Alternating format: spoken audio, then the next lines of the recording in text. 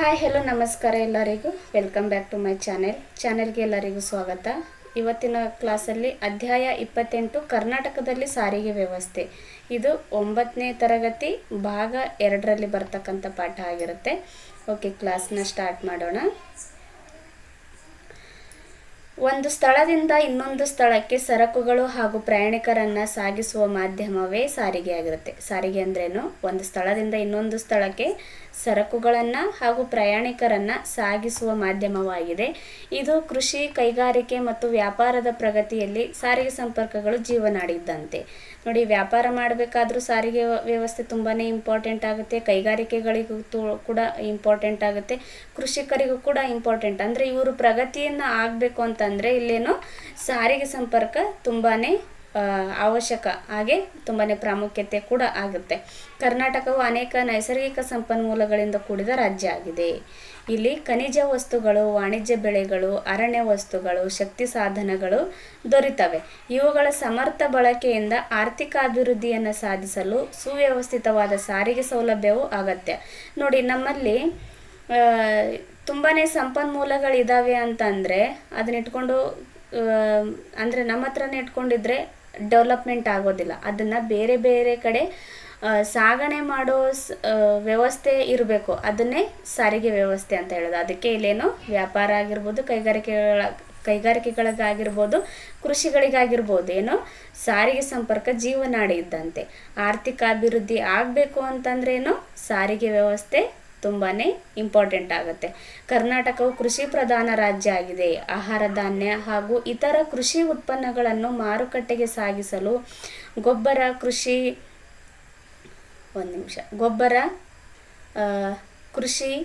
ಉಪಕರಣಗಳನ್ನು ಕೃಷಿ ವಲಯಗಳಿಗೆ ಸಾಗಿಸಲು, ನೋಡಿ, ಗೊಬ್ಬರ ಆಗಿರ್ಬೋದು, ಮಾರುಕಟ್ಟೆಯಿಂದ ಕೃಷಿ ಉತ್ಪನ್ನಗಳನ್ನು ಮಾರುಕಟ್ಟೆಗೆ ಸಾಗಣೆ ಮಾಡಲು, ಹಾಗೆ ಗೊಬ್ಬರ, ಕೃಷಿ ಉಪಕರಣಗಳನ್ನು ಕೃಷಿ ವಲಯಗಳಿಗೆ ಸಾಗಿಸಲು, ಗಣಿಗಳಿಂದ ಖನಿಜಗಳನ್ನು, ಕೈಗಾರಿಕೆಗಳಿಂದ ಸಿದ್ಧ ವಸ್ತುಗಳನ್ನು ಮಾರುಕಟ್ಟೆಗೆ ಸಾಗಿಸಲು, ಪ್ರಯಾಣಿಕರನ್ನು ಸಾಗಿಸಲು, ಇನ್ನೂ ಹಲವಾರು ಉದ್ದೇಶಗಳಿಗೆ ವಿವಿಧ ರೀತಿಯ ಸಾರಿಗೆ ಸೌಲಭ್ಯವು ಅವಶ್ಯಕವಾಗಿರುತ್ತೆ. ನೋಡಿ, ತುಂಬಾ ಇಂಪಾರ್ಟೆಂಟ್ ಆಗುತ್ತೆ ಸಾರಿಗೆ ವ್ಯವಸ್ಥೆ ಅಂದರೆ. ಫಾರ್ ಎಕ್ಸಾಂಪಲ್ ನೋಡಿ, ನಾವು ಒಂದು ಸ್ಥಳದಿಂದ ಇನ್ನೊಂದು ಸ್ಥಳಕ್ಕೆ ಹೋಗಬೇಕಾದ್ರೆ ನಡ್ಕೊಂಡು ಹೋಗೋದಕ್ಕಾಗೋದಿಲ್ಲ.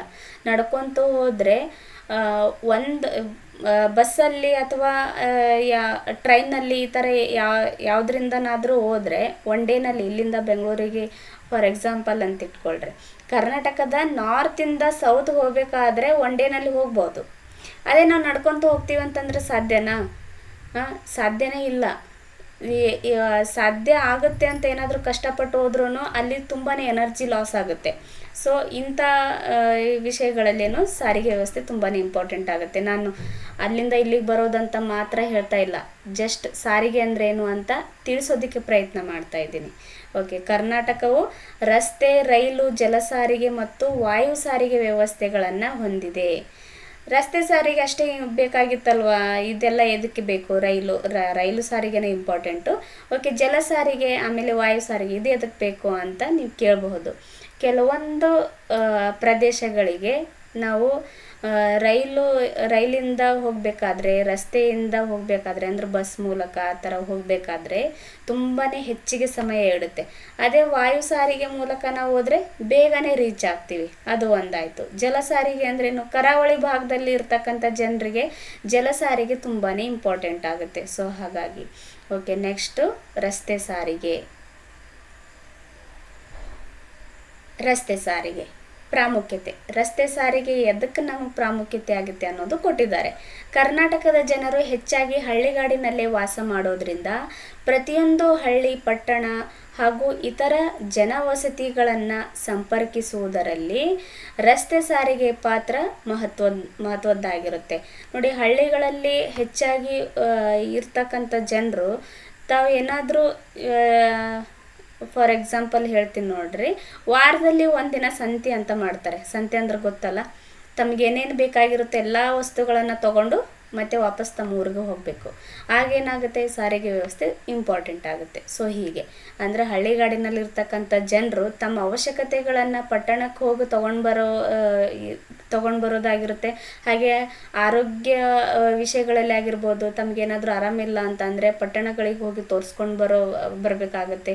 ಇನ್ನು ಇತರೆ ವಿಷಯಗಳಿಗೆ ಪಟ್ಟಣಗಳಿಗೆ ಹೋಗುವಂಥದ್ದಾಗಿರ್ಬೋದು, ಅಲ್ಲಿಂದ ತಗೊಂಡು ಬರೋ ಅಂಥದ್ದಾಗಿರ್ಬೋದು, ಎಲ್ಲನೂ ಕೂಡ ಸಾರಿಗೆ ವ್ಯವಸ್ಥೆ ಮಹತ್ವವನ್ನು ಪಡೆಯುತ್ತೆ. ರಸ್ತೆಗಳನ್ನು ಸುಲಭವಾಗಿ ಕಡಿಮೆ ವೆಚ್ಚದಲ್ಲಿ ನಿರ್ಮಿಸಬಹುದು. ಇದರಿಂದ ಪ್ರಯಾಣಿಕರು ತಮ್ಮ ಸರಕುಗಳನ್ನು ರಾಜ್ಯದ ಮೂಲೆ ಮೂಲೆಗೂ ಸಾಗಿಸಬಹುದು.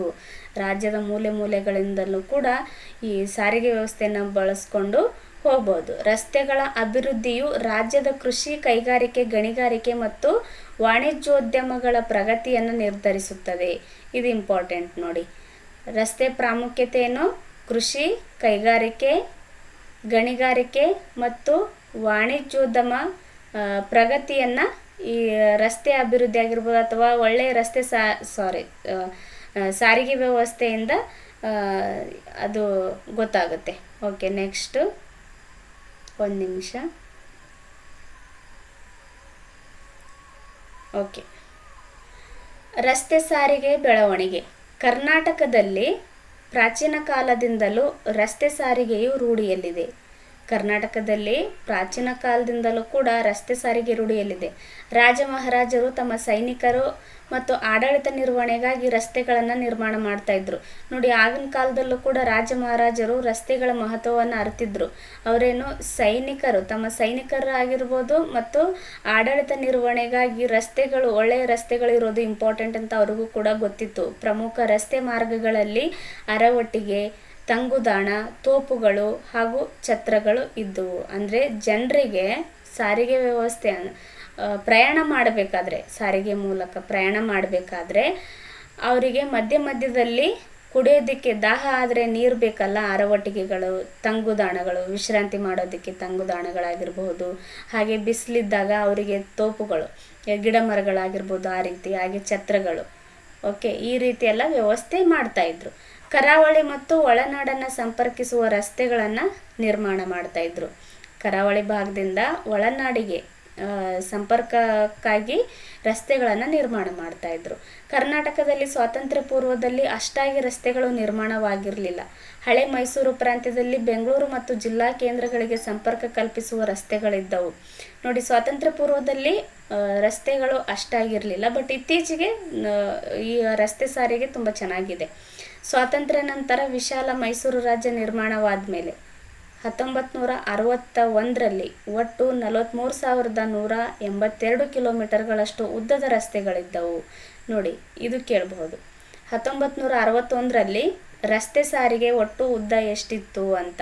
43,182 ಕಿಲೋಮೀಟರ್ಗಳಷ್ಟು ಉದ್ದ ರಸ್ತೆಗಳಿದ್ದವು.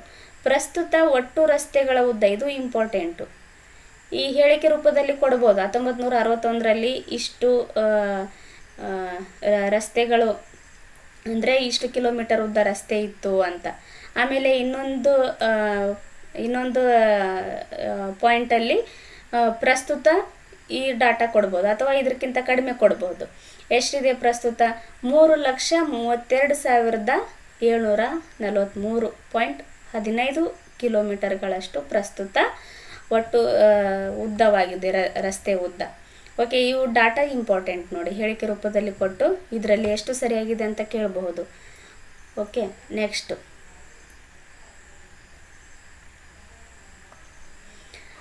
ಇವುಗಳಲ್ಲಿ ಸುಮಾರು 35.70% ಭಾಗದಷ್ಟು ಪಕ್ಕಾ ರಸ್ತೆಗಳು ಮತ್ತು ಸುಮಾರು 64.30% ಭಾಗದಷ್ಟು ಕಚ್ಚಾ ರಸ್ತೆಗಳಿರುತ್ತವೆ. ನೋಡಿ, ಕಚ್ಚಾ ರಸ್ತೆಗಳು ಎಷ್ಟಿದಾವೆ? 64.30% ಅಷ್ಟು. ಹಾಗೆ ಪಕ್ಕಾ ರಸ್ತೆಗಳು ಅಂತ ಕೇಳಿದ್ರೆ 35.70%. ಅಂದರೆ ಅರ್ಧಕ್ಕಿಂತ ಹೆಚ್ಚು ಕಚ್ಚಾ ರಸ್ತೆಗಳೇ ಜಾಸ್ತಿ ಇದೆ. ಅಂದರೆ ಕಚ್ಚಾ ರಸ್ತೆಗಳು ಜಾಸ್ತಿ ಇದೆ, ಪಕ್ಕಾ ರಸ್ತೆಗಳು ಕಡಿಮೆ ಇದೆ ಅಂತ ಅರ್ಥ. ಇದು ಪರ್ಸೆಂಟೇಜ್ ಏನು ಲೆಕ್ಕ ಮಾಡಿದಾರಲ್ಲ, ಇದು ನೋಡಿ, 3,32,743.15 ಕಿಲೋಮೀಟರ್ ಐತಲ್ಲ, ಇದರಲ್ಲಿ ಲೆಕ್ಕ ಮಾಡಿರೋದು ಇದು. ಓಕೆ, 64.30, 35.70 ಇವುಗಳು. ಇನ್ನೊಂದು ಪ್ರಶ್ನೆ, 1961ರಲ್ಲಿ 43,182 ಕಿಲೋಮೀಟರ್ ಅಷ್ಟು ರಸ್ತೆಗಳ ಉದ್ದ ಇತ್ತು. ಓಕೆ, ಇದು ಯಾವಾಗ? ಸ್ವಾತಂತ್ರ್ಯ ನಂತರ ವಿಶಾಲ ಮೈಸೂರು ರಾಜ್ಯ ನಿರ್ಮಾಣವಾದ ಮೇಲೆ ಅಂತ ಕೊಟ್ಟಿದ್ರು. ವಿಶಾಲ ಮೈಸೂರು ರಾಜ್ಯ ಯಾವಾಗ ನಿರ್ಮಾಣ ಆಗಿತ್ತು ಅನ್ನೋದು ಕಮೆಂಟಲ್ಲಿ ಕಮೆಂಟ್ ಮಾಡಿ. ಓಕೆ, ಎಷ್ಟರಲ್ಲಿ? ಓಕೆ, ನೆಕ್ಸ್ಟು, ಇತ್ತೀಚೆಗೆ ರಸ್ತೆಗಳ ಗುಣಮಟ್ಟದಲ್ಲಿಯೂ ಕೂಡ ಪ್ರಗತಿಯಾಗಿರುವುದು ಕಂಡುಬರುತ್ತದೆ. ಓಕೆ, ರಸ್ತೆಗಳ ವಿಧಗಳು.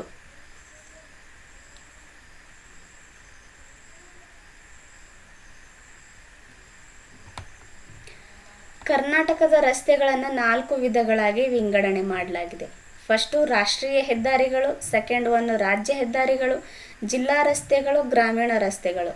ನೋಡಿ, ಇಲ್ಲಿ ನಿಮ್ಗೆ ಒಂದು ಕ್ವಶನ್ ಇದಕ್ಕೆ ಸಂಬಂಧಪಟ್ಟಂಗೆ, ರಾಷ್ಟ್ರೀಯ ಹೆದ್ದಾರಿಗಳಂತಂದರೆ ಅಲ್ಲಿ ಯಾವ ಬಣ್ಣಗಳು ಯೂಸ್ ಮಾಡ್ತಾರೆ, ರಾಜ್ಯ ಹೆದ್ದಾರಿಗೆ ಯಾವ ಬಣ್ಣ ಯೂಸ್ ಮಾಡ್ತಾರೆ, ಹಾಗೆ ಜಿಲ್ಲಾ ರಸ್ತೆಗಳು, ಗ್ರಾಮೀಣ ರಸ್ತೆಗಳಿಗೆ ಯಾವ ಬಣ್ಣನ ಅಂದರೆ ಕಿಲೋಮೀಟರ್ ಲೆಕ್ಕದಲ್ಲಿ ತೋರಿಸ್ತಾರಲ್ಲ, ರಸ್ತೆ ಸೈಡಲ್ಲಿ ನಾವು ಊರಿಗೆ ಹೋಗಬೇಕಾದ್ರೆ ಬರಬೇಕಾದ್ರೆ ರಸ್ತೆಗಳ ಬದಿಯಲ್ಲಿ ಕಿಲೋಮೀಟರ್ ಲೆಕ್ಕ ಹಾಕಿರ್ತಾರೆ, ಇನ್ನು 20 ಕಿಲೋಮೀಟರ್ ಇದೆ, 30 ಕಿಲೋಮೀಟರ್ ಇದೆ ಅಂತ. ಅಲ್ಲಿ ಆ ಕಲ್ಲುಗಳಿಗೆ ಬಣ್ಣ ಹಚ್ಚಿರ್ತಾರೆ. ಯಾವ್ಯಾವ ಬಣ್ಣ ಹಚ್ಚಿರ್ತಾರೆ ರಾಷ್ಟ್ರೀಯ ಹೆದ್ದಾರಿ ಅಂದಮೇಲೆ? ರಾಜ್ಯ ಹೆದ್ದಾರಿ, ಜಿಲ್ಲಾ ರಸ್ತೆಗಳು, ಗ್ರಾಮೀಣ ರಸ್ತೆಗಳು, ಇವು ಯಾವ್ಯಾವ ಬಣ್ಣಗಳನ್ನು ಸೂಚಿಸ್ತದೆ ಅನ್ನೋದು ಕಮೆಂಟಲ್ಲಿ ಹಾಕಿ. ಓಕೆ, ನೆಕ್ಸ್ಟು ರಾಷ್ಟ್ರೀಯ ಹೆದ್ದಾರಿಗಳು. ದೇಶದ ಪ್ರಮುಖ ನಗರಗಳು, ರಾಜ್ಯಗಳ ರಾಜಧಾನಿಗಳು ಹಾಗೂ ಬಂದರುಗಳನ್ನು ಸಂಪರ್ಕಿಸುವ ರಸ್ತೆಗಳಿಗೆ ರಾಷ್ಟ್ರೀಯ ಹೆದ್ದಾರಿಗಳು ಅಂತ ಕರೀತಾರೆ. ನೋಡಿ, ರಾಷ್ಟ್ರೀಯ ಹೆದ್ದಾರಿಗಳಂದ್ರೆ ಏನು ಅಂತ ನೆನಪಲ್ಲಿ ಇಟ್ಕೊಳ್ರಿ. ಅಂದರೆ ರಾಷ್ಟ್ರೀಯ ಹೆದ್ದಾರಿಗಳು ಯಾವ್ಯಾವುದಕ್ಕೆ ಸಂಪರ್ಕ ಕಲ್ಪಿಸ್ತದೆ ಅನ್ನೋದು ಗೊತ್ತಿರಲಿ. ದೇಶದ ಪ್ರಮುಖ ನಗರಗಳು, ಓಕೆ, ಆಮೇಲೆ ರಾಜ್ಯಗಳ ರಾಜಧಾನಿಗಳು ಹಾಗೂ ಬಂದರುಗಳನ್ನು ಸಂಪರ್ಕ ಮಾಡುತ್ತಲ್ಲ, ಇಂಥವನ್ನು ನ್ಯಾಷನಲ್ ಹೈವೇಸ್ ಅಂತ ಕರೀತಾರೆ. ಓಕೆ, ಇವು ಗುಣಮಟ್ಟದ ಮತ್ತು ಅಗಲವಾದ ರಸ್ತೆಗಳಾಗಿದ್ದು ದ್ವಿಪಥ, 4 ಪಥ ಮತ್ತು 6 ಪಥ ರಸ್ತೆಗಳನ್ನು ಹೊಂದಿರ್ತವೆ. ದ್ವಿಪಥ, 4 ಪಥ, 6 ಪಥ ರಸ್ತೆಗಳನ್ನು ಹೊಂದಿರ್ತವೆ. ಇವು ಕೇಂದ್ರ ಸರ್ಕಾರದ ಅಧೀನದಲ್ಲಿದ್ದು ಇವುಗಳ ನಿರ್ವಹಣೆಯ ಕಾರ್ಯವು ಭಾರತದ ರಾಷ್ಟ್ರೀಯ ಹೆದ್ದಾರಿ ಪ್ರಾಧಿಕಾರ ಇದಕ್ಕೆ ಸೇರಿರುತ್ತೆ. ಭಾರತದ ರಾಷ್ಟ್ರೀಯ ಹೆದ್ದಾರಿ ಪ್ರಾಧಿಕಾರ, ಇಂಗ್ಲೀಷಲ್ಲೂ ನೋಡ್ಕೊಂಡ್ಬಿಡಿ, NHAI, national highways authority of India, ಇದರ ಅಡಿಯಲ್ಲಿ ಬರುತ್ತೆ ರಾಷ್ಟ್ರೀಯ ಹೆದ್ದಾರಿಗಳಿದ್ದು. ಇದೇನು ಕೇಂದ್ರ ಸರ್ಕಾರದ ಅಧೀನದಲ್ಲಿ ಬರುತ್ತೆ. ಕೇಂದ್ರ ಸರ್ಕಾರನೇ ಇದರ ನಿರ್ವಹಣೆಯನ್ನು ಮಾಡುತ್ತೆ. ಕೇಂದ್ರ ಸರ್ಕಾರದ ನಿರ್ವಹಣೆ ಕಾರ್ಯ ಇದು ಯಾವುದು ಮಾಡುತ್ತೆ? NHAI ಇದು ಮಾಡುತ್ತೆ. ಕರ್ನಾಟಕದಲ್ಲಿ ಪ್ರಸ್ತುತ 14 ರಾಷ್ಟ್ರೀಯ ಹೆದ್ದಾರಿಗಳಿದ್ದಾವೆ. ಇದು ಇಂಪಾರ್ಟೆಂಟ್ ನೋಡಿ.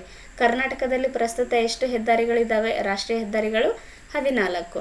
ಇವುಗಳ ಒಟ್ಟು ಉದ್ದ 7,332 ಕಿಲೋಮೀಟರ್ಗಳಷ್ಟು ಇರುತ್ತೆ. ಇದು ಕೂಡ ಇಂಪಾರ್ಟೆಂಟ್. 14 ರಾಷ್ಟ್ರೀಯ ಹೆದ್ದಾರಿಗಳು, ಒಟ್ಟು ಉದ್ದ 7,332 ಕಿಲೋಮೀಟರ್. ಇವು ರಾಜ್ಯದ ಎಲ್ಲ ಜಿಲ್ಲೆಗಳಲ್ಲಿ ಸಮಾನವಾಗಿ ಹಂಚಿಕೆಯಾಗಿರೋದಿಲ್ಲ. ಇದು ಕಾಮನ್ ಆಗಿ ಗೊತ್ತಾಗ್ಬಿಡುತ್ತೆ ನಿಮಗೆ. ಎಲ್ಲ ರಾಜ್ಯಗಳು, ಕೆಲವೊಂದು ರಾಜ್ಯಗಳು ದೊಡ್ಡದಾಗಿರ್ತವೆ, ವಿಸ್ತಾರವಾಗಿರ್ತವೆ, ಕೆಲವೊಂದು ರಾಜ್ಯಗಳು ಚಿಕ್ಕದಾಗಿರ್ತವೆ. ಆಗ ಅಂಥ ಚಿಕ್ಕದಾಗಿರ್ತಕ್ಕಂಥ ರಾಜ್ಯಗಳಲ್ಲಿ ಕಡಿಮೆ ರಾಷ್ಟ್ರೀಯ ಹೆದ್ದಾರಿಗಳಿರ್ತವೆ, ಹಾಗೆ ದೊಡ್ಡದಾಗಿರ್ತಕ್ಕಂಥ ರಾಜ್ಯಗಳಲ್ಲಿ ಹೆಚ್ಚಾಗಿ ರಾಷ್ಟ್ರೀಯ ಹೆದ್ದಾರಿಗಳು ಹಾದೋಗ್ತವೆ. ಯಾಕಂದರೆ ವಿಸ್ತಾರವಾಗಿರೋದ್ರಿಂದ. ಆಮೇಲೆ ಆ ಒಂದು ರಾಜ್ಯ ಭೌಗೋಳಿಕವಾಗಿ ಎಲ್ಲಿ ನೆಲೆಸಿದೆ ಅನ್ನೋದು ಕೂಡ ತುಂಬ ಇಂಪಾರ್ಟೆಂಟ್ ಆಗುತ್ತೆ.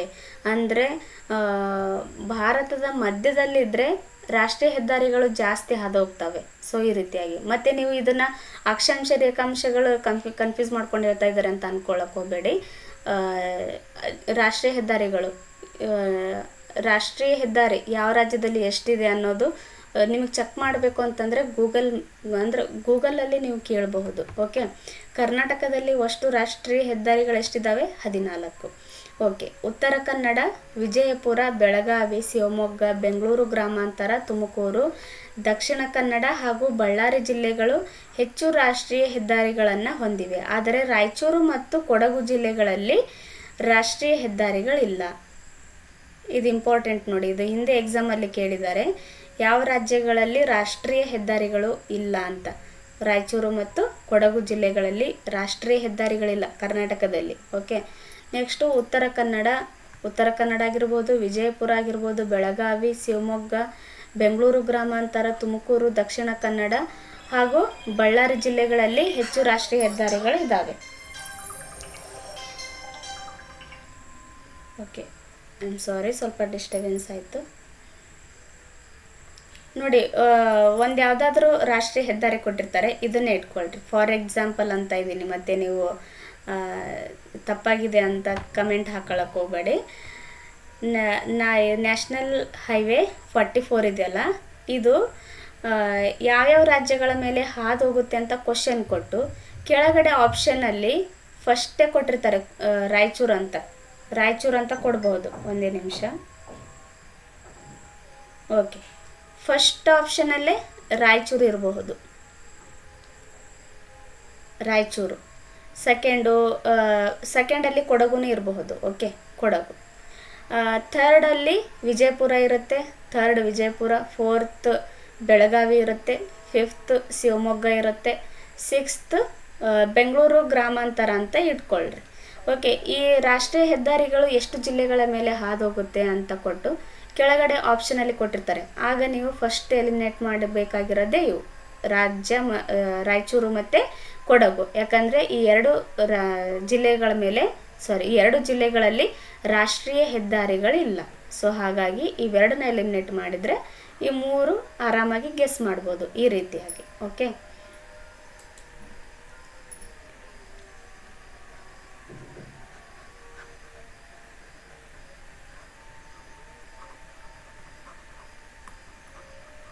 ಒಂದು ನಿಮಿಷ.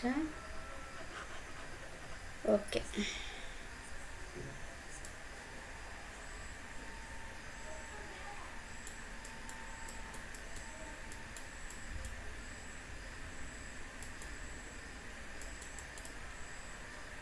ಓಕೆ.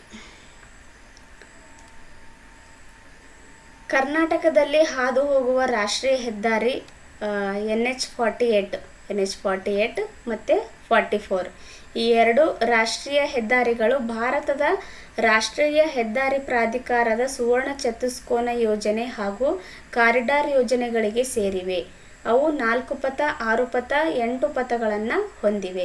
ಇವೇನು NH44 ಮತ್ತು 48 ಇದಾವಲ್ಲ, ಈ ಎರಡು ರಾಷ್ಟ್ರೀಯ ಹೆದ್ದಾರಿಗಳು ಸುವರ್ಣ ಚತುಷ್ಕೋನ ಯೋಜನೆ ಅಂತ ಬರುತ್ತೆ. ಈ ಯೋಜನೆ ಆಮೇಲೆ ಕಾರಿಡಾರ್ ಯೋಜನೆಗಳಿಗೆ ಸೇರಿದಾವೆ. ಓಕೆ, ನೆಕ್ಸ್ಟು ರಾಜ್ಯ ಹೆದ್ದಾರಿ, ಸ್ಟೇಟ್ ಹೈವೇಸ್ ಅಂತ ಬರುತ್ತೆ.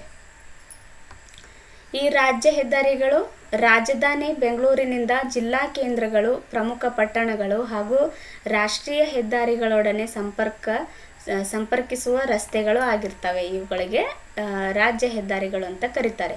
ನೋಡಿ, ನಮ್ಮ ಕರ್ನಾಟಕದ ರಾಜಧಾನಿಯಾಗಿರ್ತಕ್ಕಂಥ ಬೆಂಗಳೂರಿನಿಂದ ಜಿಲ್ಲಾ ಕೇಂದ್ರಗಳಿಗೆ, ಹಾಗೆ ಪ್ರಮುಖ ಪಟ್ಟಣಗಳು ಹಾಗೂ ರಾಷ್ಟ್ರೀಯ ಹೆದ್ದಾರಿಗಳೊಡನೆ ಏನು ಸಂಪರ್ಕ ಕಲ್ಪಿಸ್ತಾವಲ್ಲ, ಸಂಪರ್ಕಿಸುವ ರಸ್ತೆಗಳಿಗೆ ರಾಜ್ಯ ಹೆದ್ದಾರಿಗಳಂತ ಕರೀತಾರೆ. ಅವುಗಳ ನಿರ್ವಹಣೆ ರಾಜ್ಯ ಸರ್ಕಾರಗಳಿಗೆ ಸೇರುತ್ತೆ. ನೋಡಿ, ರಾಷ್ಟ್ರೀಯ ಹೆದ್ದಾರಿಗಳಂದರೆ ಕೇಂದ್ರ ಸರ್ಕಾರ, ರಾಜ್ಯ ಹೆದ್ದಾರಿ ಅಂತಂದರೆ ರಾಜ್ಯ ಸರ್ಕಾರ. ಕರ್ನಾಟಕ ರಾಜ್ಯದಲ್ಲಿ 27,880 ಕಿಲೋಮೀಟರ್ ಉದ್ದದ ರಾಜ್ಯ ಹೆದ್ದಾರಿಗಳಿದ್ದಾವೆ. ನೋಡಿ ಎಷ್ಟು, 27,880 ಕಿಲೋಮೀಟರ್. ಅದೇ ರಾಷ್ಟ್ರೀಯ ಹೆದ್ದಾರಿ ಅಂತ ಬಂದರೆ 7,332 ಕಿಲೋಮೀಟರ್. ಓಕೆ, ನೆಕ್ಸ್ಟು ಬೆಳಗಾವಿ ಜಿಲ್ಲೆ ರಾಜ್ಯ ಹೆದ್ದಾರಿ ಐತಲ್ಲ, ಬೆಳಗಾವಿ ಜಿಲ್ಲೆ ಅತಿ ಉದ್ದದ ರಾಜ್ಯ ಹೆದ್ದಾರಿಯನ್ನು ಹೊಂದಿರತಕ್ಕಂಥ ಜಿಲ್ಲೆಯಾಗಿದೆ ಬೆಳಗಾವಿ ಜಿಲ್ಲೆ. ಬೆಂಗಳೂರು ನಗರ ಜಿಲ್ಲೆ ಅತಿ ಕಡಿಮೆ ಉದ್ದದ ರಾಜ್ಯ ಹೆದ್ದಾರಿಯುಳ್ಳ ಜಿಲ್ಲೆಯಾಗಿದೆ. ಯಾಕಂದರೆ ಅಲ್ಲಿ ನಗರ ರಸ್ತೆಗಳು ಹೆಚ್ಚಾಗಿರೋದ್ರಿಂದ ಬೆಂಗಳೂರು ನಗರ ಜಿಲ್ಲೆಯಲ್ಲಿ ಕಡಿಮೆ ಉದ್ದದ ರಾಜ್ಯ ಹೆದ್ದಾರಿಯನ್ನು ಹೊಂದಿದೆ. ನೆಕ್ಸ್ಟು ಜಿಲ್ಲಾ ರಸ್ತೆಗಳು, ಮೇಜರ್ ಡಿಸ್ಟ್ರಿಕ್ಟ್ ರೋಡ್ಸ್. ಜಿಲ್ಲಾ ಕೇಂದ್ರದಿಂದ ಎಲ್ಲ ತಾಲೂಕು ಕೇಂದ್ರಗಳಿಗೆ, ಪ್ರಮುಖ ಪಟ್ಟಣಗಳು, ಗ್ರಾಮಗಳು, ರೈಲು ಮಾರ್ಗ ಹಾಗೂ ಹೆದ್ದಾರಿಗಳಿಗೆ ಸಂಪರ್ಕ ಕಲ್ಪಿಸುವ ರಸ್ತೆಗಳನ್ನು ಜಿಲ್ಲಾ ರಸ್ತೆಗಳಂತ ಕರೀತಾರೆ.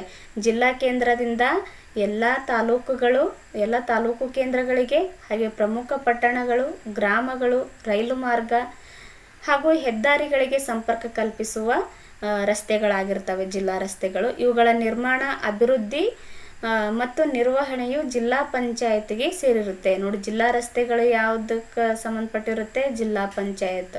ಈ ನಿರ್ಮಾಣ, ನಿರ್ವಹಣೆ, ಅಭಿವೃದ್ಧಿ ಎಲ್ಲನೂ ಕೂಡ ಜಿಲ್ಲಾ ಪಂಚಾಯತ್ನೇ ನೋಡ್ಕೋಬೇಕು.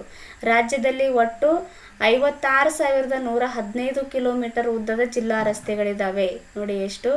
56,115. ಹಾಗೆಯೇ ರಾಜ್ಯ ಹೆದ್ದಾರಿಗಳಂತ ಬಂದರೆ 27,880. ಹಾಗೆ ರಾಷ್ಟ್ರೀಯ ಹೆದ್ದಾರಿ ಅಂತ ಬಂದರೆ 7,332. ಓಕೆ. ತುಮಕೂರು ಜಿಲ್ಲೆ ಅತಿ ಹೆಚ್ಚು ಜಿಲ್ಲಾ ರಸ್ತೆಗಳನ್ನು ಒಳಗೊಂಡಿದೆ. ರಾಯಚೂರು ಜಿಲ್ಲೆ ಅತ್ಯಂತ ಕಡಿಮೆ ಜಿಲ್ಲಾ ರಸ್ತೆಗಳನ್ನು ಹೊಂದಿದೆ. ಅತಿ ಹೆಚ್ಚು ಯಾವುದು?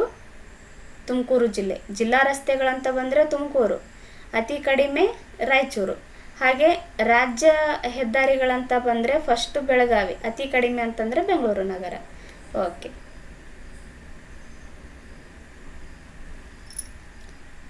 ಗ್ರಾಮೀಣ ರಸ್ತೆಗಳು, ರೂರಲ್ ರೋಡ್ಸ್. ತಾಲೂಕು ಕೇಂದ್ರದಿಂದ ಪ್ರತಿಯೊಂದು ಗ್ರಾಮಗಳಿಗೂ ಹಾಗೂ ಎಲ್ಲ ಜಿಲ್ಲಾ ರಸ್ತೆಗಳಿಗೂ ಸಂಪರ್ಕ ಕಲ್ಪಿಸುವ ರಸ್ತೆಗಳೇ ಗ್ರಾಮೀಣ ರಸ್ತೆಗಳಾಗಿರ್ತವೆ. ತಾಲೂಕು ಕೇಂದ್ರದಿಂದ ಪ್ರತಿಯೊಂದು ಗ್ರಾಮಗಳಿಗೆ ಹಾಗೂ ಎಲ್ಲ ಜಿಲ್ಲಾ ರಸ್ತೆಗಳಿಗೂ ಸಂಪರ್ಕ ಕಲ್ಪಿಸ್ತವೆ. ಇವುಗಳ ನಿರ್ಮಾಣ, ನಿರ್ವಹಣೆ ತಾಲೂಕು ಪಂಚಾಯತ್ ನೋಡ್ಕೊಳ್ಳುತ್ತೆ ಮತ್ತು ಗ್ರಾಮ ಪಂಚಾಯತ್ ಆಡಳಿತಕ್ಕೆ ಒಳಪಟ್ಟಿರುತ್ತೆ. ನೋಡಿ, ಗ್ರಾಮೀಣ ರಸ್ತೆಗಳಂತ ಬಂದರೆ ಕೇವಲ ತಾಲೂಕು ಪಂಚಾಯತ್ ಅಷ್ಟೇ ಅಲ್ಲ, ಗ್ರಾಮ ಪಂಚಾಯತ್ ಕೂಡ ಇದರಲ್ಲಿ ಒಳಗೊಂಡಿರುತ್ತೆ. ಕರ್ನಾಟಕ ರಾಜ್ಯದಲ್ಲಿ ಒಟ್ಟು 1,97,331.61 ಕಿಲೋಮೀಟರ್ ಅಷ್ಟು ಉದ್ದದ ಗ್ರಾಮೀಣ ರಸ್ತೆಗಳಿದ್ದಾವೆ. ನೋಡಿ, ಅತಿ ಹೆಚ್ಚು ಗ್ರಾಮೀಣ ರಸ್ತೆಗಳೇ ಇದ್ದಾವೆ. 1,97,331.61 ಕಿಲೋಮೀಟರ್ ಅಷ್ಟು ಇರುತ್ತೆ. ಓಕೆ.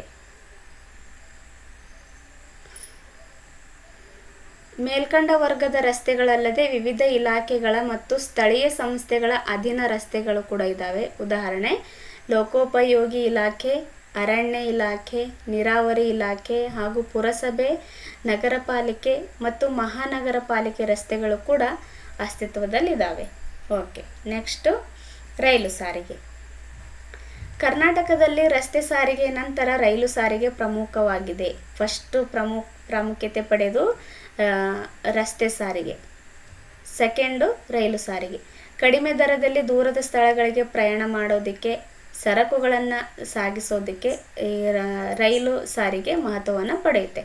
ಕರ್ನಾಟಕದಲ್ಲಿ ಮೊಟ್ಟ ಮೊದಲು ರೈಲು ಸಂಚಾರ ಆರಂಭವಾಗಿದ್ದು 1864ರಲ್ಲಿ. ಇದನ್ನು ಬೆಂಗಳೂರಿಂದ ಮದರಾಸು ನಗರಗಳ ಮಧ್ಯೆ ಮದರಾಸು ರೈಲ್ವೆ ಕಂಪನಿಯು ನಿರ್ಮಾಣ ಮಾಡುತ್ತೆ.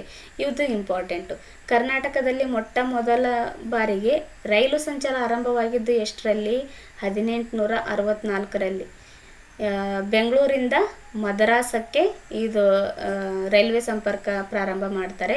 ಇದು ಮಾಡಿದ್ದು ಯಾವ ಕಂಪನಿ ಅಂತ ಕೇಳಿದರೆ ಮದರಾಸು ರೈಲ್ವೆ ಕಂಪನಿ. 1956ರ ವೇಳೆಗೆ ಒಟ್ಟು 2,995 ಕಿಲೋಮೀಟರ್ಗಳಷ್ಟು ಉದ್ದದ ರೈಲು ಮಾರ್ಗಗಳಿದ್ದವು. ನೋಡಿ, ಆಗಲೇ 1956ರಲ್ಲೇ 2,595 ಕಿಲೋಮೀಟರ್ ಉದ್ದದ ರೈಲು ಮಾರ್ಗಗಳಿದ್ದು ನಮ್ಮ ಕರ್ನಾಟಕದಲ್ಲಿ.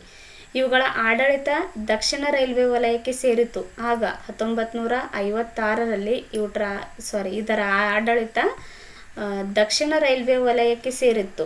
ಬಟ್ ಇವಾಗ ನೈಋತ್ಯ ರೈಲ್ವೆ ವಲಯಕ್ಕೆ ಅಸ್ತಿತ್ವದಲ್ಲಿರೋದ್ರಿಂದ ನೈಋತ್ಯ ರೈಲ್ವೆ ವಲಯದಲ್ಲಿ ಬರುತ್ತೆ. ಇದರ ಕೇಂದ್ರ ಕಚೇರಿ ಹುಬ್ಬಳ್ಳಿಯಲ್ಲಿದೆ.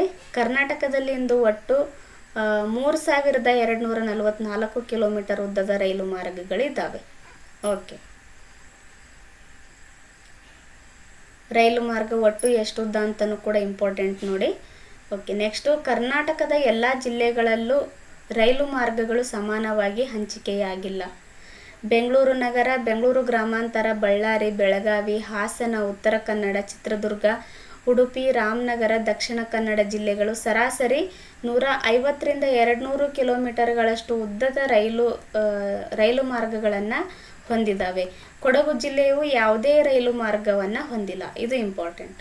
ಕೊಡಗು ಜಿಲ್ಲೆಯೂ ಯಾವುದೇ ರೈಲು ಸಂಪರ್ಕವನ್ನು ಹೊಂದಿಲ್ಲ. ಯಾಕಂದರೆ ಅದು ಹಿಲ್ ಸ್ಟೇಷನ್ ಆಗಿರೋದ್ರಿಂದ ಅಲ್ಲಿ ರೈಲು ಸಂಪರ್ಕ ಕಲ್ಪಿಸೋದು ಕಷ್ಟ ಸಾಧ್ಯ. ಸೊ ಹಾಗಾಗಿ ಕೊಡಗು ಜಿಲ್ಲೆಯಲ್ಲಿ ಇಲ್ಲ. ಕೊಂಕಣ ರೈಲ್ವೆ. ಇದು ಪಶ್ಚಿಮ ಕರಾವಳಿಯ ಮಹತ್ವಪೂರ್ಣವಾದ ರೈಲು ಮಾರ್ಗವಾಗಿದೆ. ಪಶ್ಚಿಮ ಕರಾವಳಿ, ಓಕೆ, ಪಶ್ಚಿಮ ಕರಾವಳಿಯ ಮಹತ್ವಪೂರ್ಣವಾದ ರೈಲು ಮಾರ್ಗ ಆಗಿರುತ್ತೆ. ಒಂದು ನಿಮಿಷ. ಇದು ಮಂಗಳೂರು ಟು ಮುಂಬೈನ ನಡುವಿನ ಪ್ರಯಾಣದ ಅವಧಿಯನ್ನು 41 ಗಂಟೆಗಳಿಂದ 18 ಗಂಟೆಗಳಿಗೆ ಕಡಿಮೆ ಮಾಡಿದೆ. ನೋಡಿ, ಮಂಗಳೂರಿಂದ ನಾವು ಮುಂಬೈಗೆ ಹೋಗಬೇಕಾದ್ರೆ 41 ಗಂಟೆಗಳು ಬೇಕಾಗಿತ್ತು. ನಿಯರ್ಲಿ 2 ಡೇಸ್ ಅಂತ ಅಂದ್ಕೊಳ್ಳಿ. ಓಕೆ, 41 ಗಂಟೆಗಳು ಬೇಕಾಗಿತ್ತು. ಇದನ್ನು 18 ಗಂಟೆಗಳಿಗೆ ಕಡಿಮೆ ಮಾಡುತ್ತೆ ಕೊಂಕಣ ರೈಲ್ವೆ. ಇದರ ಉದ್ದ ಕರ್ನಾಟಕದಲ್ಲಿ 273 ಕಿಲೋಮೀಟರ್ಗಳು. ಇದರಲ್ಲಿ 13 ಪ್ರಮುಖ ಮತ್ತು 310 ಇತರೆ ಸೇತುವೆಗಳು ಬರ್ತವೆ. ಇವೇನಷ್ಟು ಇಂಪಾರ್ಟೆಂಟ್ ಅಲ್ಲ. ಓಕೆ, ಅವುಗಳಲ್ಲಿ ಶರಾವತಿ ಸೇತುವೆ 2.2 ಕಿಲೋಮೀಟರ್, ಇದು ಇಂಪಾರ್ಟೆಂಟ್ ನೋಡಿ. ಕೊಂಕಣ ರೈಲ್ವೆ ಮಾರ್ಗವಾಗಿ ಅಂದ್ರೆ ಕೊಂಕಣ ರೈಲ್ವೆ ಬರುತ್ತಲ್ಲ, ಅಲ್ಲಿ ಆ ಮಾರ್ಗದಲ್ಲಿ ಶರಾವತಿ ಸೇತುವೆನೂ ಕೂಡ ಬರುತ್ತೆ. ಈ ರೀತಿಯಾಗಿ ಹೇಳಿಕೆಯಲ್ಲಿ ಕೊಡಬಹುದು. ಶರಾವತಿ ಸೇತುವೆ 2.2 ಕಿಲೋಮೀಟರ್ ಹೊಂದಿರುತ್ತೆ. ಇದು ಅತ್ಯಂತ ಉದ್ದವಾಗಿದೆ. ಕಾಳಿ ನದಿ ಸೇತುವೆ ಕೂಡ ಬರುತ್ತೆ, 1.2 ಕಿಲೋಮೀಟರ್. ಇದು ಕೂಡ ಪ್ರಮುಖವಾಗಿರುತ್ತೆ.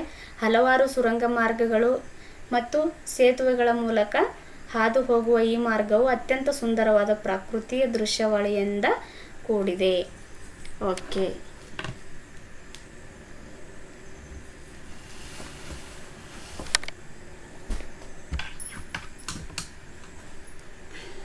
ಓಕೆ, ನೆಕ್ಸ್ಟು ಮೆಟ್ರೋ ರೈಲು ಬರುತ್ತೆ. ಬೆಂಗಳೂರು ಬೃಹತ್ ನಗರವಾಗಿದೆ. ಬೆಂಗಳೂರನ್ನು ಬೃಹತ್ ನಗರವಾಗಿ ಬೆಳೆದಿದ್ದು ಟ್ರಾಫಿಕ್ ಸಮಸ್ಯೆ ಅತಿಯಾಗಿದೆ. ಇನ್ನೂ ಕೂಡ ಟ್ರಾಫಿಕ್ ಸಮಸ್ಯೆ ಅತಿಯಾಗಿದೆ. ಬಟ್ ಈ ಮೆಟ್ರೋ ಸ್ಟಾರ್ಟ್ ಆದಮೇಲಿಂದ ಕಂಪೇರ್ ಮಾಡಿದರೆ ಸ್ವಲ್ಪ ಕಡಿಮೆ, ಸ್ವಲ್ಪ ಉತ್ತಮ. ಅದನ್ನು ನಿವಾರಿಸಲು ನಮ್ಮ ಮೆಟ್ರೋ ಎಂಬ ನಗರ ರೈಲ್ವೆ ಯೋಜನೆಯನ್ನು ಜಾರಿಗೆ ತರಲಾಗುತ್ತೆ. ನಮ್ಮ ಮೆಟ್ರೋ ಇದು ಬೆಂಗಳೂರಲ್ಲಿ ಸ್ಟಾರ್ಟ್ ಮಾಡ್ತಾರೆ ಮೆಟ್ರೋನ. ಅಕ್ಟೋಬರ್ 20, 2011ರಲ್ಲಿ ಮೊಟ್ಟ ಮೊದಲ ಮೆಟ್ರೋ ರೈಲು ಬೆಂಗಳೂರು ನಗರದ ಬೈಯಪ್ಪನಹಳ್ಳಿಯಿಂದ MG ರಸ್ತೆಯವರೆಗೆ ಕಾರ್ಯಾರಂಭ ಮಾಡ್ತಾರೆ. ಇದು ಇಂಪಾರ್ಟೆಂಟ್ ನೋಡಿ, ಹಿಂದೆ ಎಕ್ಸಾಮಲ್ಲಿ ಕೇಳಿದ್ದಾರೆ. ಯಾವಾಗ ಸ್ಟಾರ್ಟ್ ಆಯಿತು, ಆಮೇಲೆ ಎಲ್ಲಿಂದ ಎಲ್ಲಿಗೆ ಅಂತಲೂ ಕೇಳಿದರು. ಬೆಂಗಳೂರು ನಗರದ ಬೈಯಪ್ಪನಹಳ್ಳಿಯಿಂದ MG ರಸ್ತೆಯವರೆಗೆ ಕಾರ್ಯಾರಂಭ ಮಾಡ್ತಾರೆ ಅಕ್ಟೋಬರ್ 20, 2011. ಇಂದು ಲಕ್ಷಾಂತರ ಜನರು ಪ್ರಯಾಣ ಮಾಡ್ತಾ ಇದ್ದಾರೆ. ಬೆಂಗಳೂರಲ್ಲಿ ಎಷ್ಟು ಜನ ವಾಸ ಮಾಡ್ತಾರಲ್ಲ, ಅದರಲ್ಲಿ ಅರ್ಧಕ್ಕಿಂತ ಹೆಚ್ಚು ಜನ ಮೆಟ್ರೋನೇ ಬಳಸ್ತಾರೆ. ಯಾಕಂದರೆ ಆಲ್ಮೋಸ್ಟ್ ಭಾಳ ಜನ ಅಲ್ಲಿ ಜಾಬಿಗಂತಲೇ ಹೋಗೋದು. ಸೊ ಅಂಥವರೆಲ್ಲ ಮೆಟ್ರೋನ ಜಾಸ್ತಿ ಯೂಸ್ ಮಾಡ್ತಾರೆ. ಈಗ ವೈಟ್ ಫೀಲ್ಡ್ ಮುಂಚೆ ಎಲ್ಲಿಂದ ಇತ್ತು, ಬೆಂಗಳೂರು ನಗರದ ಬೈಯಪ್ಪನಹಳ್ಳಿಯಿಂದ MG ರಸ್ತೆವರೆಗೆ ಮಾಡಿದರು. ಬಟ್ ಇವಾಗ ವೈಟ್ ಫೀಲ್ಡ್ ಕಾಗೋಡಿನಿಂದ ಚಲ್ಲಘಟ್ಟದವರೆಗೆ ಹಾಗೂ ಮಾದಾವರದಿಂದ ಸಿಲ್ಕ್ ಇನ್ಸ್ಟಿಟ್ಯೂಟ್ವರೆಗೆ ಮೆಟ್ರೋ ರೈಲು ಸಂಪರ್ಕ ಇದೆ. ಇದರಿಂದ ತ್ವರಿತವಾಗಿ ಒಂದು ಸ್ಥಳದಿಂದ ಮತ್ತೊಂದು ಸ್ಥಳಕ್ಕೆ ಈಸಿಯಾಗಿ ಹೋಗ್ಬೋದು. ಓಕೆ, ನೆಕ್ಸ್ಟು ವಾಯು ಸಾರಿಗೆ. ವಾಯು ಸಾರಿಗೆ ಅತಿ ವೇಗ ಚಾಲಿತ ಸಾರಿಗೆ ಮಾಧ್ಯಮ ಆಗಿದೆ. ಇದು ಪ್ರಯಾಣಿಕರು ಅಂಚೆ ಮತ್ತು ಬೆಲೆ ಬಾಳುವ ಹಗುರವಾದ ವಸ್ತುಗಳನ್ನು ದೂರದ ಸ್ಥಳಗಳಿಗೆ ಬೇಗ ಸಾಗಿಸುವುದಕ್ಕೆ ಬಹಳ ಉಪಯುಕ್ತವಾಗಿರುತ್ತೆ. ನೋಡಿ, ರಸ್ತೆ ಸಾರಿಗೆ, ರೈಲು ಸಾರಿಗೆ ಎರಡಕ್ಕೂ ಕಂಪೇರ್ ಮಾಡಿದರೆ ವಾಯು ಸಾರಿಗೆ ಇದೇನು ಆ ಎರಡಕ್ಕಿಂತನೂ ತುಂಬಾ ವೇಗವಾಗಿ ಹೋಗುತ್ತೆ. ನೈಸರ್ಗಿಕ ವಿಪತ್ತುಗಳು ಸಂಭವಿಸಿದಾಗ ಹಾಗೂ ಯುದ್ಧಗಳಂತಹ ತುರ್ತು ಪರಿಸ್ಥಿತಿಗಳಲ್ಲಿ ಪರಿಹಾರ ಕಾರ್ಯ ಕೈಗೊಳ್ಳುವುದಕ್ಕೂ ಕೂಡ ಇದು ನೆರವಾಗುತ್ತೆ. ಪ್ರಕೃತಿ ವಿಕೋಪಗಳು ಸಂಭವಿಸಿದಾಗ ತುಂಬಾ ಇಂಪಾರ್ಟೆಂಟ್ ಆಗುತ್ತೆ ಇದು. ಓಕೆ, ಆದರೆ ಇದು ದುಬಾರಿಯಾದ ಸಾರಿಗೆ ಮಾಧ್ಯಮವಾಗಿದ್ದು ಎಲ್ಲ ವರ್ಗದ ಜನರಿಗೂ ಲಭ್ಯವಾಗೋದಿಲ್ಲ. ತುಂಬಾ ದುಬಾರಿ ಇದೆ. ನಾವು 1 ವರ್ಷ ಓಡಾಡೋದು ಒಂದೇ ದಿನ ಕೊಡಬೇಕು ವಾಯು ಸಾರಿಗೆ ಹೋಗಬೇಕು ಅಂತಂದರೆ. ಸೊ ಹಾಗಾಗಿದು ತುಂಬಾ ಕಾಸ್ಟ್ಲಿ ಆಗೋದ್ರಿಂದ ಭಾಳಷ್ಟು ಜನ ಈ ಸಾರಿಗೆ ವ್ಯವಸ್ಥೆಯಿಂದ ಅಂದರೆ ಈ ಸಾರಿಗೆನ ಜಾಸ್ತಿ ಯೂಸ್ ಮಾಡ್ಕೊಳ್ಳಲ್ಲ, ವಾಯು ಸಾರಿಗೆನ. ಓಕೆ, ನೆಕ್ಸ್ಟ್ ಕರ್ನಾಟಕದಲ್ಲಿ ಮೊದಲ ವಿಮಾನಯಾನವನ್ನು 1946ರಲ್ಲಿ ಬೆಂಗಳೂರಿಂದ ಹೈದರಾಬಾದ್ ನಡುವೆ ಡೆಕ್ಕನ್ ಏರ್ವೇಸ್ ಎಂಬ ಕಂಪನಿಯು ಪ್ರಾರಂಭ ಮಾಡುತ್ತೆ. ಕರ್ನಾಟಕದಲ್ಲಿ ಮೊಟ್ಟ ಮೊದಲ ವಿಮಾನಯಾನ ಯಾವಾಗ ಆರಂಭ ಆಗುತ್ತೆ? 1947ರಲ್ಲಿ. ಎಲ್ಲಿಂದ ಎಲ್ಲಿಗಂಟ ಅಂತ ಕೇಳಿದರೆ ಬೆಂಗಳೂರಿಂದ ಹೈದರಾಬಾದ್ ನಡುವೆ ಯಾವ ಕಂಪನಿ ನಿರ್ಮಾಣ ಮಾಡುತ್ತೆ? ಡೆಕ್ಕನ್ ಏರ್ವೇಸ್ ಎಂಬ ಕಂಪನಿ. ಭಾರತೀಯ ವಿಮಾನ ಸಂಚಾರವು 1953ರಲ್ಲಿ ರಾಷ್ಟ್ರೀಕರಣಗೊಂಡ. ಭಾರತೀಯ ವಿಮಾನಯಾನ ಯಾವಾಗ ರಾಷ್ಟ್ರೀಕರಣಗೊಳ್ಳುತ್ತೆ? 1953ರಲ್ಲಿ. ಇದು ರಾಷ್ಟ್ರೀಕರಣ ಆದಮೇಲೆ ಇಂಡಿಯನ್ ಏರ್ಲೈನ್ಸ್ ಸಂಸ್ಥೆ ಆರಂಭಗೊಂಡ ಮೇಲೆ ಬೆಂಗಳೂರಿನಿಂದ ವಿವಿಧ ಕೇಂದ್ರಗಳಿಗೆ ವಿಮಾನಯಾನದ ಸೌಲಭ್ಯವನ್ನು ಕಲ್ಪಿಸಲಾಯಿತು. ನೋಡಿ, 1953ರಲ್ಲಿ ಭಾರತೀಯ ವಿಮಾನ ಸಂಚಾರ ಇದೇನೋ ರಾಷ್ಟ್ರೀಕರಣಗೊಳ್ಳುತ್ತೆ. ರಾಷ್ಟ್ರೀಕರಣಗೊಂಡಾದ್ಮೇಲೆ ಇಂಡಿಯನ್ ಏರ್ಲೈನ್ಸ್ ಸಂಸ್ಥೆ ಕೂಡ ಆರಂಭಗೊಂಡ ಮೇಲೆ ಬೆಂಗಳೂರಿನಿಂದ ವಿವಿಧ ಕೇಂದ್ರಗಳಿಗೆ ವಿಮಾನಯಾನ ಸೌಲಭ್ಯವನ್ನು ಕಲ್ಪಿಸಲಾಗುತ್ತೆ. ರಾಜ್ಯದ ರಾಜಧಾನಿಯಾದ ಬೆಂಗಳೂರಿನ ವಿಮಾನ ನಿಲ್ದಾಣವು 1996ರಲ್ಲಿ ಅಂತಾರಾಷ್ಟ್ರೀಯ ವಿಮಾನ ನಿಲ್ದಾಣವೆಂದು ಘೋಷಿಸಲ್ಪಟ್ಟಿತು. ನೋಡಿ, ಅಂತಾರಾಷ್ಟ್ರೀಯ ವಿಮಾನ ನಿಲ್ದಾಣ ಅಂತೇಳಿ ಬೆಂಗಳೂರು ವಿಮಾನ ನಿಲ್ದಾಣ ಯಾವಾಗ ಘೋಷಣೆ ಆಗುತ್ತೆ? 1996ರಲ್ಲಿ. ಮಂಗಳೂರಿನಲ್ಲಿ ಅಂತಾರಾಷ್ಟ್ರೀಯ ವಿಮಾನ ನಿಲ್ದಾಣ ಇದೆ, ಮಂಗಳೂರಿನಲ್ಲಿ. ನೆಕ್ಸ್ಟು ಹುಬ್ಬಳ್ಳಿ, ಬೆಳಗಾವಿ, ಕಲಬುರಗಿ, ಶಿವಮೊಗ್ಗ, ಮೈಸೂರು, ಬೀದರ್ ಮತ್ತು ಬಳ್ಳಾರಿ ಇಲ್ಲಿ ದೇಶೀಯ ವಿಮಾನ ನಿಲ್ದಾಣಗಳಿದ್ದಾವೆ. ಅಂದರೆ ನಮ್ಮ ದೇಶದಲ್ಲಿ ಇರ್ತಕ್ಕಂಥ ಒಂದು ರಾಜ್ಯದಿಂದ ಇನ್ನೊಂದು ರಾಜ್ಯಗಳಿಗೆ ಅಥವಾ ಯಾವುದೇ ನಮ್ಮ ದೇಶದಲ್ಲಿ ಯಾವುದೇ ರಾಜ್ಯಗಳಿಗೆ ಅಥವಾ ಎಲ್ಲಾದರೂ ಹೋಗ್ಬೇಕಾದ್ರೆ ಈ ವಿಮಾನ ನಿಲ್ದಾಣಗಳನ್ನು ಯೂಸ್ ಮಾಡ್ಬೋದು. ಅಂಥ ವಿಮಾನ ನಿಲ್ದಾಣಗಳು ಎಲ್ಲೆಲ್ಲಿ ಕಂಡು ಬರ್ತವೆ? ಹುಬ್ಬಳ್ಳಿ, ಬೆಳಗಾವಿ, ಕಲಬುರಗಿ, ಶಿವಮೊಗ್ಗ, ಮೈಸೂರು, ಬೀದರ್, ಆಮೇಲೆ ಬಳ್ಳಾರಿ. ಆದರೆ ಮಂಗಳೂರಲ್ಲಿ ಅಂತಾರಾಷ್ಟ್ರೀಯ ವಿಮಾನ ನಿಲ್ದಾಣ, ಅಂದರೆ ನಮ್ಮ ದೇಶದಿಂದ ಬೇರೆ ದೇಶಕ್ಕೆ ಹೋಗಬೇಕಲ್ಲ, ಆಗ ಮಂಗಳೂರು ವಿಮಾನ ನಿಲ್ದಾಣವನ್ನು ನಾವು ಬಳಸ್ಕೋಬೇಕಾಗತ್ತೆ. ಜಿಂದಾಲ್ ವಿಜಯನಗರ ವಿಮಾನ ನಿಲ್ದಾಣ ಬಳ್ಳಾರಿಯಲ್ಲಿದೆ ನೋಡಿ. ಓಕೆ, ನೆಕ್ಸ್ಟ್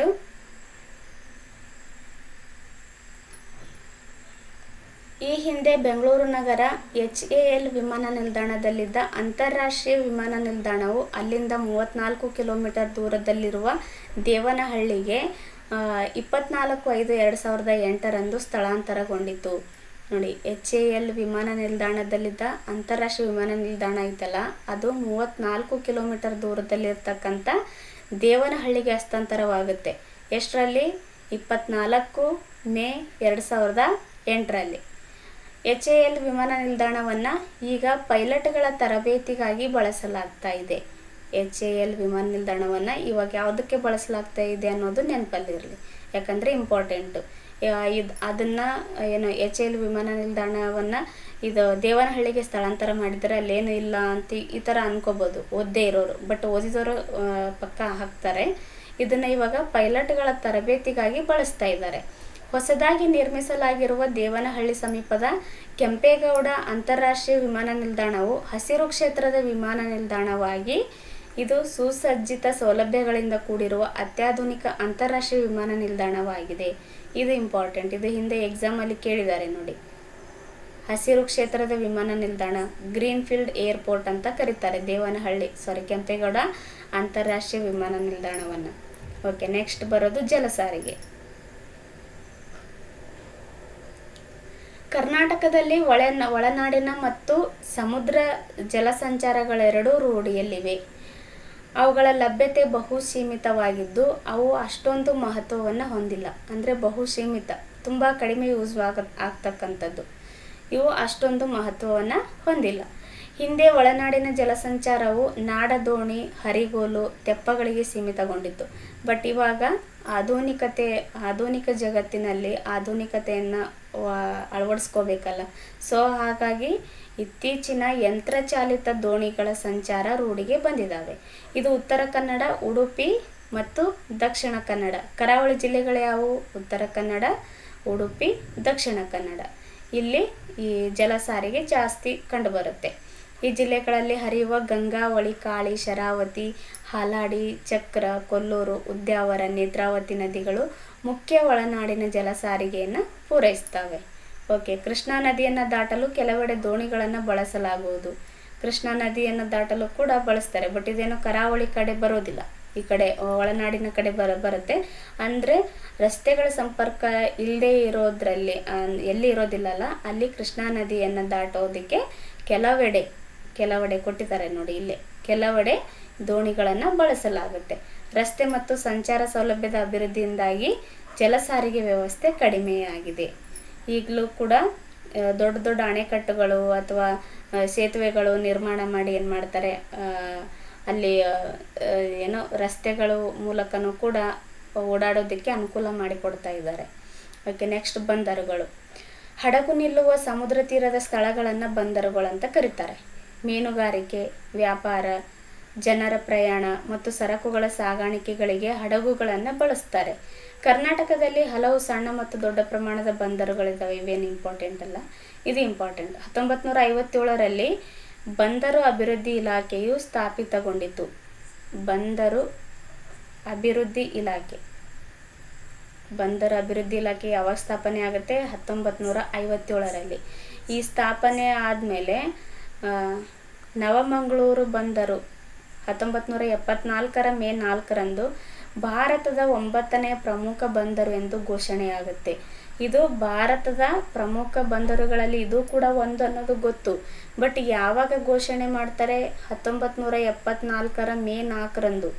ಹಾಗೆ ಎಷ್ಟನೇ ಬಂದರು ಅನ್ನೋದು ನೆನಪಲ್ಲಿರಲಿ, 9ನೇ ಬಂದರು. ಇದನ್ನು ಕರ್ನಾಟಕದ ಹೆಬ್ಬಾಗಿಲು ಅಂತಲೂ ಕೂಡ ಕರೀತಾರೆ. ಈ ಬಂದರಿನಿಂದ ಕಬ್ಬಿಣದ ಅದಿರು, ಕಾಫಿ, ಸಾಂಬಾರ್ ಪದಾರ್ಥಗಳು, ಗೋಡಂಬಿ, ಶ್ರೀಗಂಧ, ಹೆಂಚು, ಕ್ರೋಮೈಟ್, ಗ್ರಾನೈಟ್ ಶಿಲೆ, ಸಂಸ್ಕರಿಸಿದ ಹಣ್ಣು ಮತ್ತು ಮೀನುಗಳು ಇಲ್ಲಿಂದ ರಫ್ತಾಗ್ತವೆ. ನೋಡಿ, ಕರ್ನಾಟಕದ ಹೆಬ್ಬಾಗಿಲು ಅನ್ನೋದು ಗೊತ್ತಿರಲಿ. ಪೆಟ್ರೋಲಿಯಂ ಕಚ್ಚಾ ತೈಲ ಇಲ್ಲಿಂದ ಆಮದಾಗುತ್ತೆ. ಇದರ ಜೊತೆಗೆ 13 ಚಿಕ್ಕ ಬಂದರುಗಳನ್ನು ಕೂಡ ಕರ್ನಾಟಕದಲ್ಲಿ ಇದ್ದಾವೆ. ಅವುಗಳೆಂದರೆ ಹಳೆಯ ಮಂಗಳೂರು ಬಂದರು, ಮಲ್ಪೆ, ಹಂಗಾರಕಟ್ಟೆ, ಕುಂದಾಪುರ, ಪಡುಬಿದ್ರೆ, ಭಟ್ಕಳ, ಹೊನ್ನಾವರ, ಬೇಲೆಕೇರಿ, ತದಡಿ ಮತ್ತು ಕಾರವಾರ ಮುಂತಾದವು ಚಿಕ್ಕ ಪುಟ್ಟ ಬಂದರುಗಳು ಇದ್ದಾವೆ. ಇವುಗಳಲ್ಲಿ ಕಾರವಾರ ಬಂದರು ಅತಿ ಸುಂದರವಾಗಿದೆ. ಇಲ್ಲಿ ಅತಿ ಹೆಚ್ಚಾಗಿ ಫೋಟೋಶೂಟ್ಗಳು ಮಾಡೋದಕ್ಕೆ ಹೋಗ್ತಾ ಇರ್ತಾರೆ. ಬಂದರು ಎಂದು ಪ್ರಸಿದ್ಧಿಯಾಗಿದೆ. ಅಂದರೆ ಇದು ಕಾರವಾರ ಬಂದರು ಐತಲ್ಲ, ಅತಿ ಸುಂದರವಾದ ಬಂದರು ಅಂತೇಳಿ ಪ್ರಸಿದ್ಧಿಯನ್ನು ಪಡೆದಿದೆ. ಇದು ಸರ್ವಋತು ಬಂದರಾಗಿದ್ದು ತನ್ಮೂಲಕ ಕಬ್ಬಿಣದ ಅದಿರು, ಮ್ಯಾಂಗನೀಸ್, ಗ್ರಾನೈಟ್ ಹಾಗೂ ವ್ಯವಸಾಯ ಉತ್ಪನ್ನಗಳು ರಫ್ತಾಗ್ತವೆ ಇಲ್ಲಿಂದ. ಓಕೆ, ನೆಕ್ಸ್ಟ್ ಬಿಟ್ಟ ಸ್ಥಳ ತುಂಬಿರಿ ಅಂತ ಕೊಟ್ಟಿದ್ದಾರೆ. ಒಂದು ನಿಮಿಷ.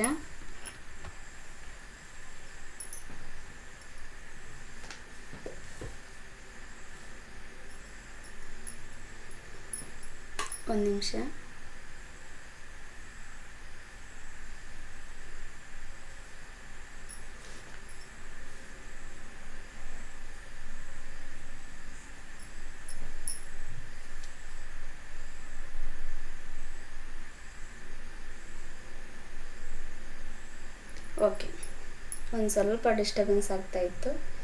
ಓಕೆ, ಪ್ರತಿಯೊಂದು ಹಳ್ಳಿ ಪಟ್ಟಣಗಳನ್ನು ಡ್ಯಾಶ್ ಸಾರಿಗೆ ಸಂಪರ್ಕಿಸುತ್ತದೆ. ಹಳ್ಳಿ ಪಟ್ಟಣಗಳನ್ನು ಯಾವುದು ಸಂಪರ್ಕಿಸುತ್ತೆ? ಜಿಲ್ಲಾ ಸಾರಿಗೆ.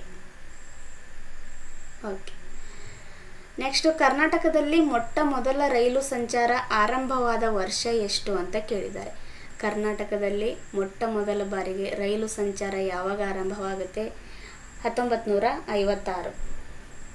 ಓಕೆ, ನೆಕ್ಸ್ಟ್ ನೋಡೋಣ. ಇದು 1956 ಅಲ್ಲ, 1864.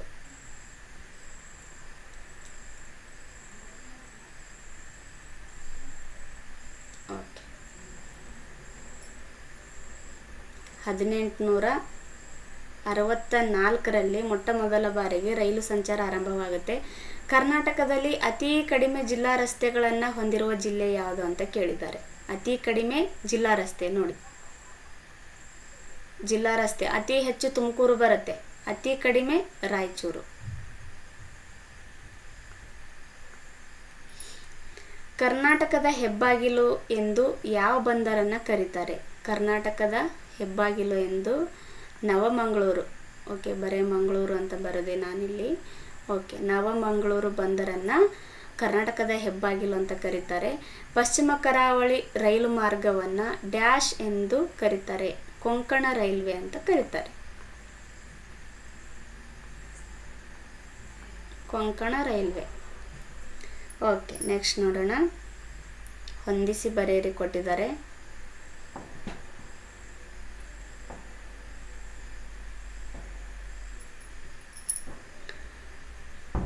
ಸುವರ್ಣ ಚತುಷ್ಕೋನ NH48 ಮತ್ತು NH44 ಎರಡೂ ಬರ್ತವೆ. ಓಕೆ, NH48 ಕೂಡ ಬರುತ್ತೆ. ನೆಕ್ಸ್ಟು ಶರಾವತಿ ಸೇತುವೆ. ಶರಾವತಿ ಸೇತುವೆ ಎಲ್ಲಿಂದ ಹೋಗುತ್ತೆ? 2.2 ಕಿಲೋಮೀಟರ್, ನೋಡಿ ನೆನಪಲ್ಲಿ ಇರಲಿ, 2.2 ಕಿಲೋಮೀಟರ್ ಶರಾವತಿ ಸೇತುವೆ, ಕೊಂಕಣ ರೈಲ್ವೆ. ವಿಮಾನ ಸಾರಿಗೆ ರಾಷ್ಟ್ರೀಕರಣ. ವಿಮಾನ ಸಾರಿಗೆ ಯಾವಾಗ ರಾಷ್ಟ್ರೀಕರಣವಾಗುತ್ತೆ? 1953ರಲ್ಲಿ. ಕೊಂಕಣ ರೈಲ್ವೆ ಎಲ್ಲಿಂದ ಎಲ್ಲಿ ಹೋಗುತ್ತೆ? ಮಂಗಳೂರಿಂದ ಮುಂಬೈವರೆಗೆ. ಫಸ್ಟ್ ಏನಿತ್ತು, 41 ಗಂಟೆ ಬೇಕಾಗ್ತಾ ಇತ್ತು. ಬಟ್ ಕೊಂಕಣ ರೈಲ್ವೆಯಿಂದಾಗಿದ್ದೇನಾಗುತ್ತೆ, ಎಷ್ಟು ಗಂಟೆ? 14 ಗಂಟೆ. ಓಕೆ, ನೆಕ್ಸ್ಟು ನಮ್ಮ ಮೆಟ್ರೋ ಎಲ್ಲಿದೆ? ಬೆಂಗಳೂರಲ್ಲಿದೆ. ಯಾವಾಗ ಸ್ಟಾರ್ಟ್ ಆಗುತ್ತೆ? 2011 ಅಕ್ಟೋಬರ್ 20. ಓಕೆ, ಇದಿಷ್ಟು ಇವತ್ತಿನ ಕ್ಲಾಸ್ ಆಗಿತ್ತು. ಸಾರಿ, ಇದು 14 ಅಲ್ಲ, 18 ನೋಡಿ.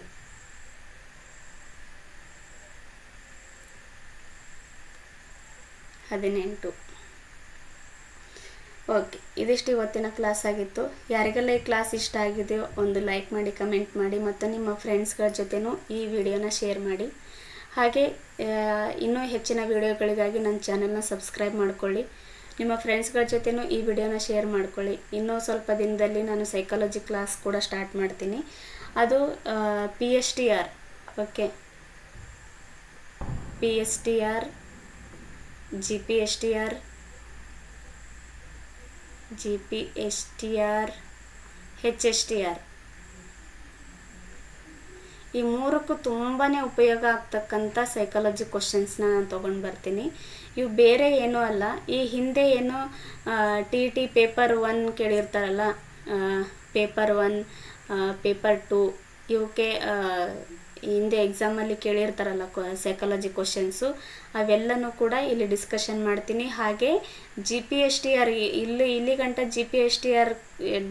GPSTRಗೂ ಕೂಡ ಸೈಕಾಲಜಿ ಕ್ವಶನ್ಸ್ ಕೇಳಿದಾರಲ್ಲ, ಆ ಕ್ವಶನ್ಸ್ಗಳು ಕೂಡ ಡಿಸ್ಕಷನ್ ಮಾಡ್ತೀನಿ.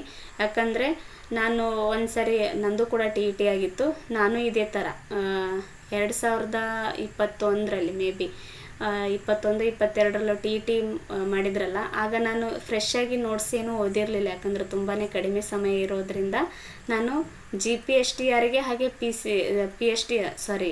ಪೇಪರ್ 1, ಪೇಪರ್ 2 ಏನು ಸೈಕಾಲಜಿ ಕ್ವಶನ್ಸ್ ಕೇಳಿದ್ರಲ್ಲ, ಅವನ್ನು ಮಾತ್ರ ತುಂಬ ಚೆನ್ನಾಗಿ ಓದ್ಕೊಂಡೋಗಿದ್ದೆ. ಸೊ ಹಾಗಾಗಿ ನನಗೆ 100+ ಮಾರ್ಕ್ಸ್ ಬಂತು ಅದರಲ್ಲಿ. ಸೊ ಅದಕ್ಕೆ ಈ ಸಾರಿನೂ ಇದೇ ಥರನೇ ಮಾಡಬೇಕು ಅಂತ ಅಂದ್ಕೊಂಡಿದ್ದೀನಿ. ಬಿಕಾಸ್ ಆಲ್ರೆಡಿ ಓದಿ ಅನುಭವ ಇರೋರು ಯಾವುದನ್ನು ಓದಿದರೆ ನಾವು ಕರೆಕ್ಟಾಗಿ ಗ್ರ್ಯಾಬ್ ಮಾಡ್ಕೋಬಹುದು, ಮಾರ್ಕ್ಸ್ ಅನ್ನೋದು ಗೊತ್ತಾಗಿರುತ್ತೆ. ಸೊ ನನಗೆ ಆ ಅನುಭವ ಆಗಿಬಿಟ್ಟಿದೆ. ಸೊ ಹಾಗಾಗಿ ಈ ಟೈಮಲ್ಲಿ ಫ್ರೆಶ್ ನೋಟ್ಸ್ ಓದಿದರೆ ತುಂಬಾ ಕಷ್ಟ ಆಗುತ್ತೆ ಮಿಕ್ಕಿದ ಸಬ್ಜೆಕ್ಟ್ಗಳಿಗೆ ಟೈಮ್ ಕೊಡೋದಕ್ಕೆ. ಸೊ ಈ ರೀತಿ ಓಲ್ಡ್ ಕ್ವಶನ್ಸ್ನ ನಾವು ಡಿಸ್ಕಷನ್ ಮಾಡ್ತಾ ಹೋದರೆ ತುಂಬ ಚೆನ್ನಾಗಿ ಸ್ಕೋರ್ ಮಾಡಬಹುದು ಅನ್ನೋದು ನನ್ನ ಅನಿಸಿಕೆ. ಓಕೆ, ನಿಮಗೇನು ಅನಿಸುತ್ತೆ ಅಂತ ಕಮೆಂಟ್ ಮಾಡಿ ನೋಡೋಣ. ಓಕೆ, ಇಷ್ಟೊತ್ತು ಕ್ಲಾಸ್ ಕೇಳಿದ್ದಕ್ಕೆ ಥ್ಯಾಂಕ್ ಯು. ಸಿಗೋಣ ನೆಕ್ಸ್ಟ್ ಕ್ಲಾಸಲ್ಲಿ.